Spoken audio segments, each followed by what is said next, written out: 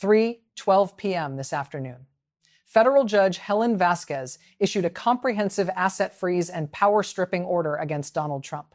Not partial, not limited, not targeted at one account or one entity. Every business account, every trust, every holding company, every financial instrument linked to Trump or any entity in which he holds a controlling interest. Locked. All of it. Frozen by federal court order, effective immediately.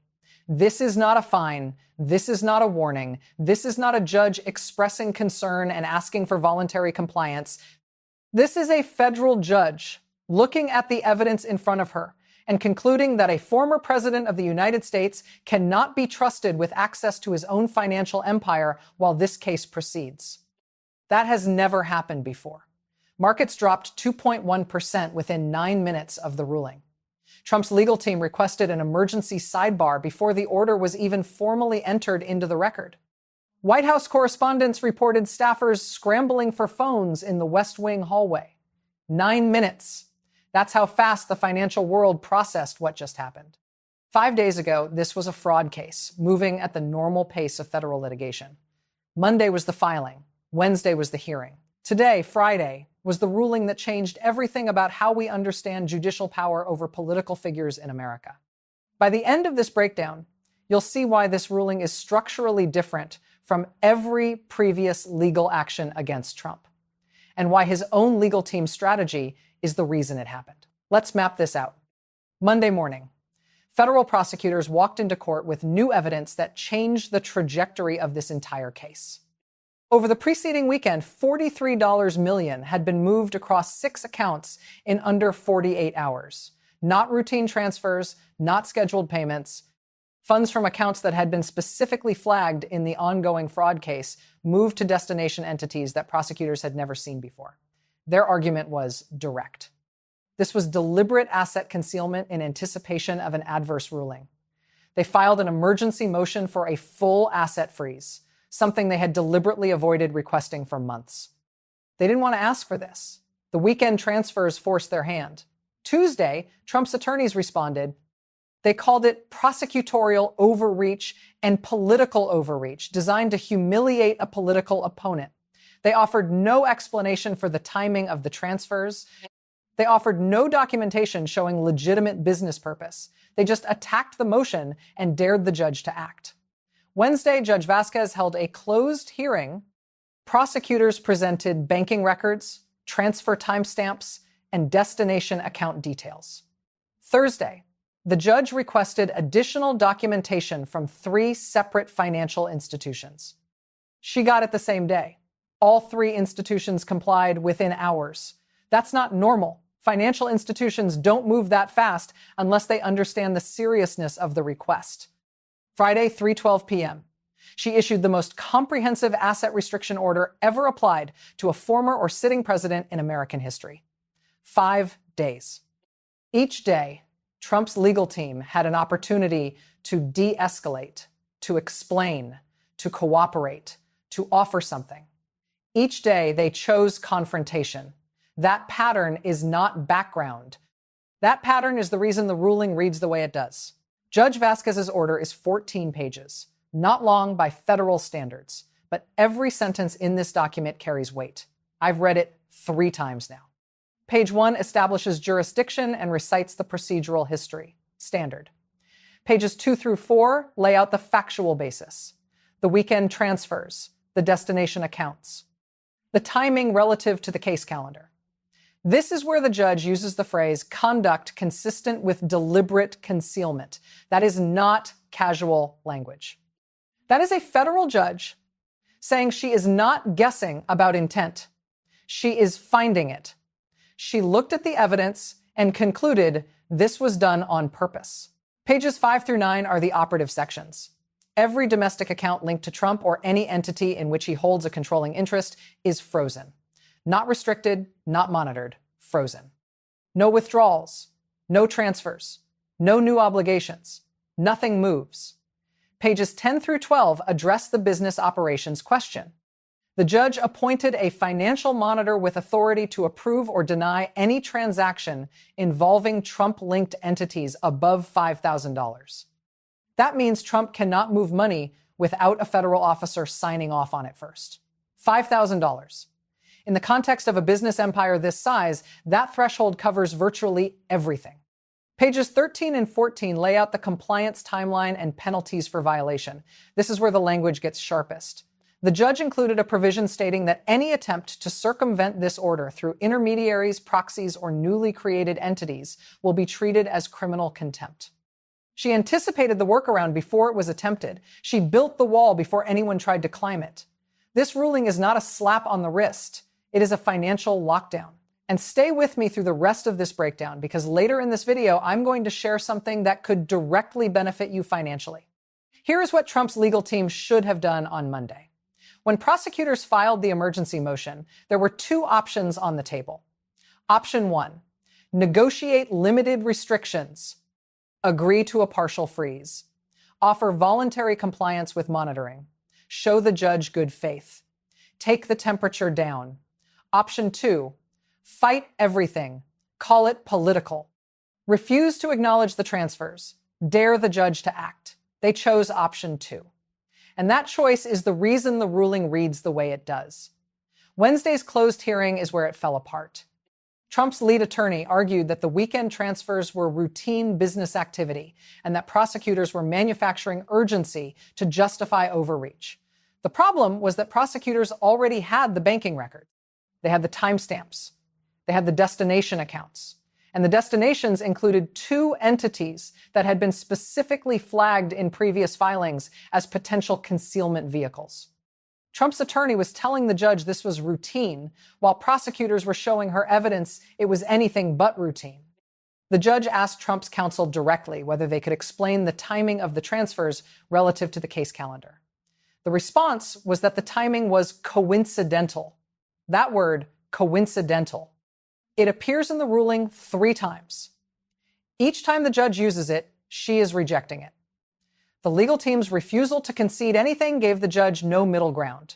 They forced a binary outcome. Either she believed everything was coincidental and routine, or she concluded the transfers were deliberate concealment and acted accordingly. She acted accordingly. This is the detail that most coverage is missing entirely. Judge Vasquez didn't just freeze the accounts. She appointed a financial monitor.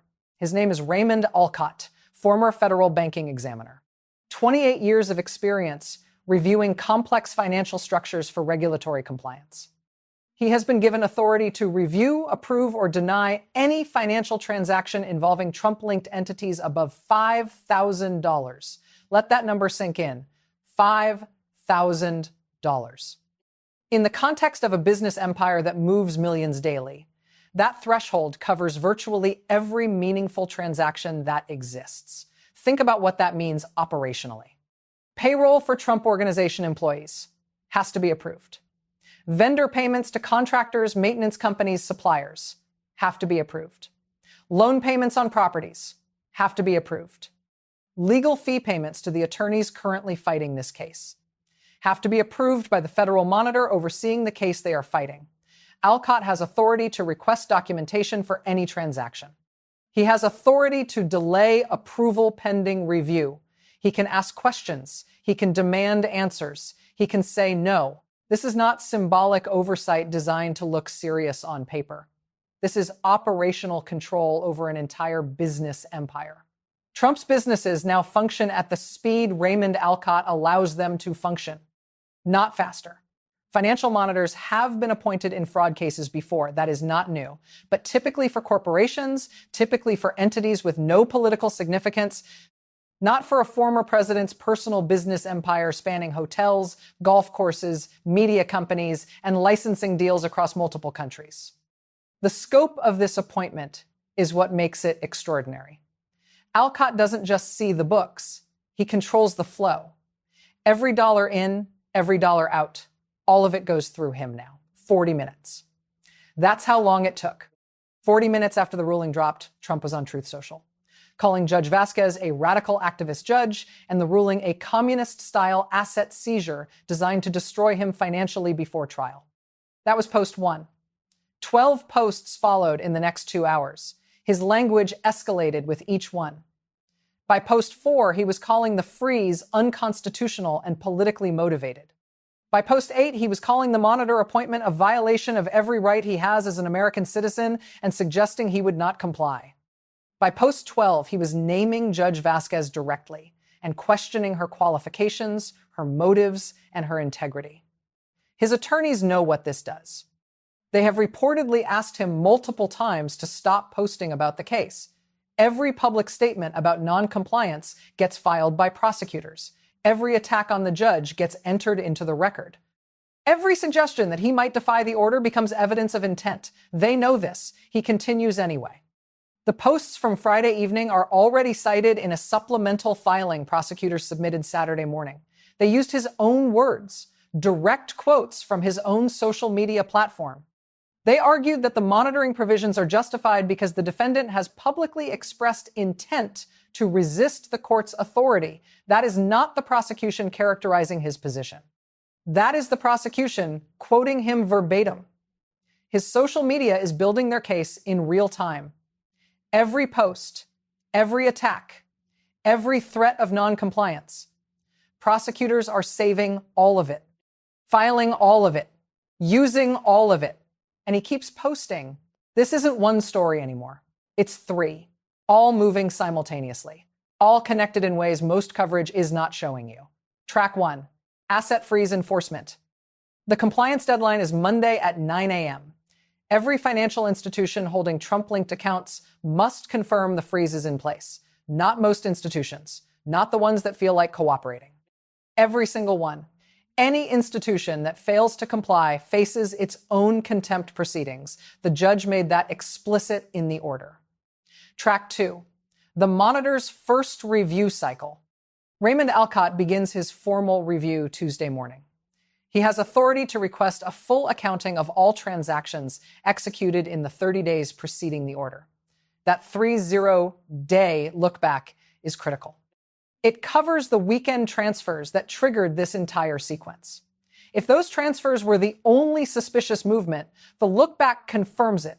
If they weren't, Alcott is about to find out what else moved and where it went.